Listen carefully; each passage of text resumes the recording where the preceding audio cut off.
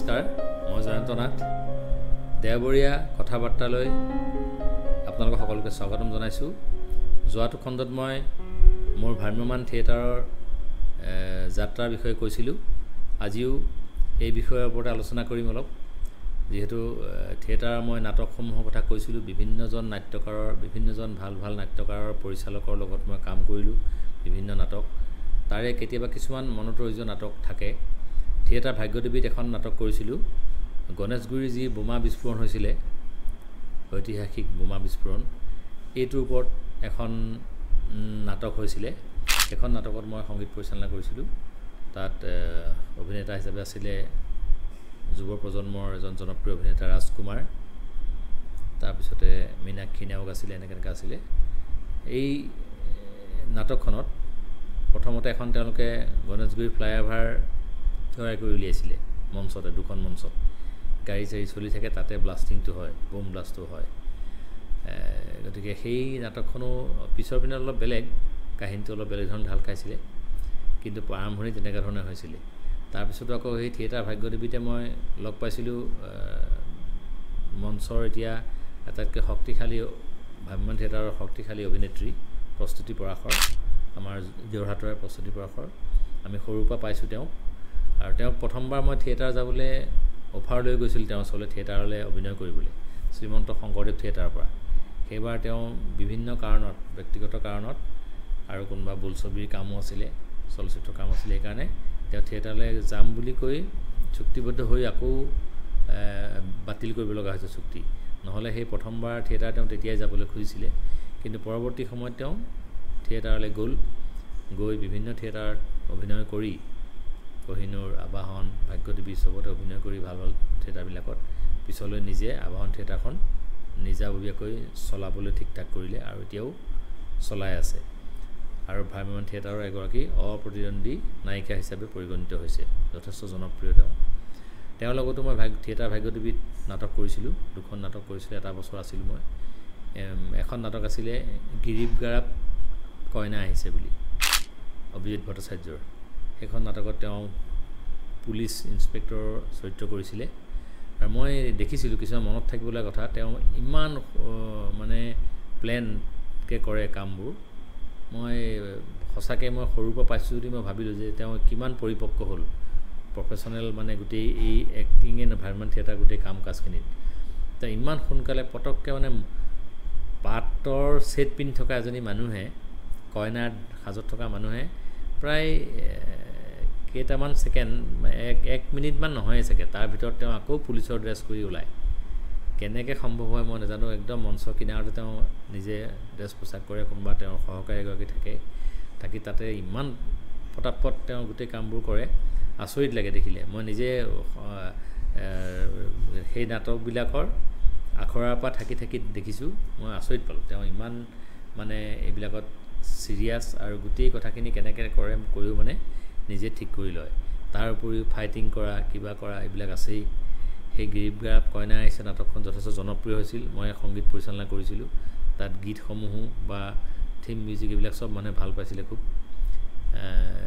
এখন মঞ্চ সফল নাটক আৰু ব্যৱসায়িকভাৱে সফল নাটক হৈছিলে। তাৰপিছতে মই এনেকৈ ব্যৱসায়িকভাৱে সফল নাটক বহুত হৈছে, ভাল নাটক কৰিছোঁ, কিন্তু ভাল নাটকবোৰ, ভাল কাহিনী, ভাল অভিনয় থকা বা ভাল পৰিচালনা নাটকসমূহ কেতিয়াবা মঞ্চত ৰাইজে গ্ৰহণ নকৰে। এইটো হয়, কিন্তু এইটো সত্য কথা, আমি দেখিছোঁ। বা এনেকুৱা হয় উজনি অসমত সেইবিলাক কোনোবা যিখন নাটক ভাল পায়, নামনি অসমৰ ফালে সেইখন নাটকো ভাল নাপায়, কাৰণ নামনিত যিখন নাটক ভাল পায় উজনিত আহিলে সেইখন নাটক ইমান ভাল নাপায়, এনেকুৱা ধৰণৰ হয়। যদিও তেনেকুৱা হয়, তথাপি তাৰ মাজতো কিছুমান সৰ্বত্ৰে সকলো ঠাইতে, গোটেই অসমতে, সমগ্ৰ অসমতে ব্যৱসায়িকভাৱে সফল হয়। তেনেকুৱা এখন নাটক কৰিছিলোঁ মই শ্ৰীমন্ত শংকৰদেৱ থিয়েটাৰত, চলগৰি বুলি। চলগৰি নাটকখন, আচলতে চলগৰি বুলি এটা অডিঅ' কেছেট ওলাইছিল, কৃষ্ণমণি চুতীয়াই গাইছিলে। তাত অতি জনপ্ৰিয় গানটো হ'ল চলগৰি লৈ যাব তোকে মোৰ গাঁও। চাহ বাগিচাৰ চাহ মজুৰসকলৰ ভাষাৰে এটি গীত, চলগৰি। সেই গীতটো আচলতে 2004 চনত এই চলগৰিটো গানটো ওলাইছিলে, আৰু তাৰ আগতে প্ৰায় 2000 চনতে মই এটা এলবাম কৰিছিলোঁ। এজন চাহ জনগোষ্ঠীৰ এতিয়া জনপ্ৰিয় গায়ক, সেই সময়ত ইমান জনপ্ৰিয় নাছিলে, প্ৰথম ওলাইছিলে চাহজন নায়ক। তেওঁৰ গীত এটা মই কৰিছিলোঁ এটা কেছেটটোৰ নাম আছিলে প্ৰিয়া মোৰ বিনন্দিনী, আৰু সেই কেছেটটোত এই গীতটো আছিলে চলগৰি লৈ যাব তোকে মোৰ গাঁও। তাৰপিছত 2004 চনত যেতিয়া কৃষ্ণমণি চুতীয়াই আকৌ পুনৰ বাণীবন্ধন কৰিলে গীতটো, একেটা গীতেই। আৰু সেইটো আগৰ গানটো ইমান বেছি জনপ্ৰিয় হোৱা নাছিলে, চলিছিলে অলপ, কিন্তু এইটো ৰেকৰ্ড সংখ্যক বিক্ৰী হ'ল। অসমত ইমান চাগে বিক্ৰী হোৱা গান খুব কমেই আছে তেনেধৰণে। অসমতে নে অসম বাহিৰতো বেংগল বিহাৰ এইবিলাকতো শুনিবলৈ পায় গানটো। গতিকে তেনেকুৱা এটা গীত হ'ল চলগৰি লৈ যাব তোকে মোৰ গাঁও। আৰু সেই জনপ্ৰিয়তা দেখি শংকৰদেৱ থিয়েটাৰৰ প্ৰযোজকে এই গীতকেইটাক লৈ এখন নাটকৰ কথা ক'লে। নাটকখন ৰচনা কৰিলে শ্ৰদ্ধাৰ নাট্যকাৰ সেৱাব্ৰত বৰুৱা ডাঙৰীয়াই, আৰু পৰিচালনা কৰিলে বোলছবিৰ পৰিচালক সেই সময়ৰ মুন্না আহমেদ। আৰু মুন্না আহমেদে আহি মোক ক'লে যে এনেকুৱা হ'ব, গীতখিনি এই কেছেটৰ গীতখিনিয়ে থাকিব, বাকী কাহিনীটো অলপ বেলেগ ধৰণে কৰা হৈছিলে, আৰু পিছত সলোৱা হ'ল। তাত বিভিন্ন মানে চাব প্লটো ভৰোৱা হ'ল, বেলেগ বেলেগ কাহিনী। সেইখন কিন্তু মানুহে চাইছিলে, গানকেইটাৰ কাৰণেও হৈছিলে জনপ্ৰিয়। সেই নাটকখনত অভিনেতা হিচাপে আছিলে আকাশদ্বীপ ডেকা। আকাশদ্বীপ সেই সময়ত খুব ভাল নৃত্যশিল্পী আছিলে, আৰু বিভিন্ন ভিডিঅ' চিডিবিলাকত অভিনয় কৰিছিলে, ভিডিঅ' ফিল্মবিলাকত অভিনয় কৰিছিলে। তাৰ লগতে বহুত গীতত নাচি পেলাই তাৰ নৃত্যত খুব পাৰ্গত আছিলে। আৰু সেই চলগৰি যিখন ভিডিঅ' হিচাপে ওলালে চলগৰি গীতকেইটাৰ, তাতো তেওঁ অভিনয় কৰিছিলে। চলগৰি লৈ যাব তোকে এই গানবোৰতো তেওঁ অভিনয় কৰিছিলে। গতিকে আমাৰ থিয়েটাৰৰ প্ৰযোজকেও এই নাটকখনৰ কাৰণে আকাশদ্বীপ ডেকাকে চুক্তিবদ্ধ কৰিলে। তেওঁ ইতিমধ্যে বৰ জনপ্ৰিয় আছিলে বহুত ৰাইজৰ মাজত, সেইকাৰণে সেইটো এটা কাৰণ আছিলে। আকাশদ্বীপ ডেকাও এটা কাৰণ, প্ৰথমবাৰ থিয়েটাৰলৈ আহিছে। 2 নম্বৰ কাৰণটো গীতকেইটা অতি জনপ্ৰিয় আছিল কেছেটটো, সেইকাৰণে গোটেইখিনি মিলি সেই বছৰটোত সাংঘাতিক এটা ব্যৱসায় কৰিবলৈ সক্ষম হৈছিলে শ্ৰীমন্ত শংকৰদেৱ থিয়েটাৰে।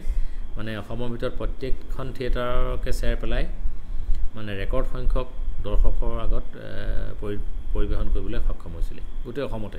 এইটো উজনি নামনি বুলি কথা নাই, একেবাৰে বঙাইগাঁৱৰ পৰা এইফালে লখিমপুৰলৈ গোটেইবোৰতে পেণ্ডেল মানে দিব নোৱাৰাকৈ মানুহ উভতি গৈছিলে, এনেকুৱা এটা অৱস্থা হৈছিলে। গতিকে সেই নাটকখন মোৰ মনত পৰিছে। আমি আৱহ সংগীত মই কৰিছিলোঁ, গীতখিনি একেখিনি আছিলে, ৰেকৰ্ডেড গীতখিনিয়ে বাজিছিলে, আৰু তেনেধৰণে নাটকখন এখন হিট নাটক হিচাপে পৰিগণিত হৈছিলে। এইবোৰ নাটকৰ 2-এখনৰ কথা মই কৈছোঁ, এইটো কাৰণেই মোৰ মনত থাকি যোৱা কিছুমান নাটক মই নিজে সংগীত পৰিচালনা কৰা, আৱহ সংগীত কৰা বা গীত মাতবোৰ কৰা। তেনেকুৱা স্থলত আৰু এটা কথা আছে ইয়াত। ভ্ৰাম্যমাণ থিয়েটাৰত আগতে মই কৈছোঁৱেই যে যিবিলাক গীত মাত গাইছিল তাতেই গায়ক গায়িকাসকলে লাইভ গাইছিলে, বাদ্যযন্ত্ৰীয়ে বজাইছিলে। কিন্তু প্ৰথম ৰেকৰ্ডেড গান ব্যৱহাৰ মোৰ সংগীত পৰিচালনাতে হৈছিলে। আচলতে মই ভবা নাছিলোঁ, সেই নাটকখনৰ নাম আছিল মুক্তি স্নান। এই নাটকখন শ্ৰদ্ধাৰ প্ৰয়াত মুনীন বৰুৱাদেৱে ৰচনা কৰিছিল, তেওঁ পৰিচালনাও কৰাৰ কথা আছিলে, কিন্তু তেওঁৰ চলচ্চিত্ৰৰ লগত লাগি থকাৰ কাৰণে পৰিচালনা কৰিবলৈ আহিব নোৱাৰিলে, আৰু মোক তেওঁ মাতি পঠালে গুৱাহাটীলৈ। মই গ'লোঁ তেখেতৰ গৃহলৈ ৰিহাৰ্চেলৰ সময়তে, আখৰাৰ সময়তে শ্ৰীমন্ত শংকৰদেৱ থিয়েটাৰত।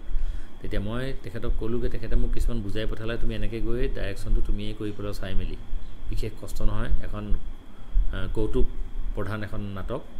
লক্ষীনন্দন মজুমদাৰ আছিলে বিশিষ্ট কৌতুক শিল্পী, তেখেতে অভিনয় কৰিছিলে মূল চৰিত্ৰটোত, এজন ট্ৰেফিক হাৱালদাৰৰ চৰিত্ৰ, যথেষ্ট জনপ্ৰিয়। তাতে জুবিন গাৰ্গক এটা গান গাইছিলে মুনীন বৰুৱাদেৱে এই নাটকখনৰ কাৰণে, মুক্তি স্নান নাটকখনৰ নাম। আৰু সেই গানটো আমি তাত বজাইছিলোঁ, প্লেবেক কৰিছিলোঁ, মানে গায়ক গায়িকাই গোৱা নাছিলে, জুবিন গাৰ্গৰ গানটো আমি ৰেকৰ্ডেড গানটো বজাইছিলোঁ।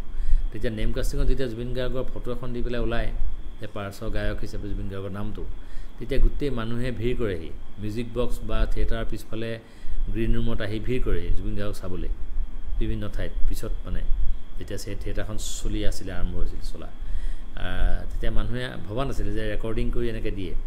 সেই ৰেকৰ্ডিঙৰ মই তাত আৱহ সংগীত মই কৰিছিলোঁ।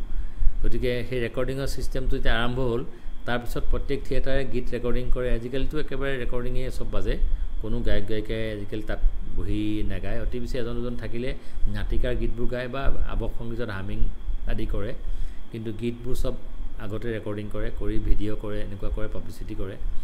তেনেধৰণৰ সলনিটো হ'ল, এই ছিষ্টেমটো সলনি হৈ গ'ল। গতিকে সেই প্ৰথমবাৰৰ বাবে ৰেকৰ্ডেড গীত ভ্ৰাম্যমাণ থিয়েটাৰ নাটকত মই ব্যৱহাৰ কৰিছিলোঁ মোৰ নাটকতে এখন মুক্তি স্নান গতিকে তেনেধৰণে বিভিন্ন কথাবোৰ আছে থিয়েটাৰৰ লগত জড়িত ভালো লাগিলে বহুত বছৰ থাকিল থিয়েটাৰত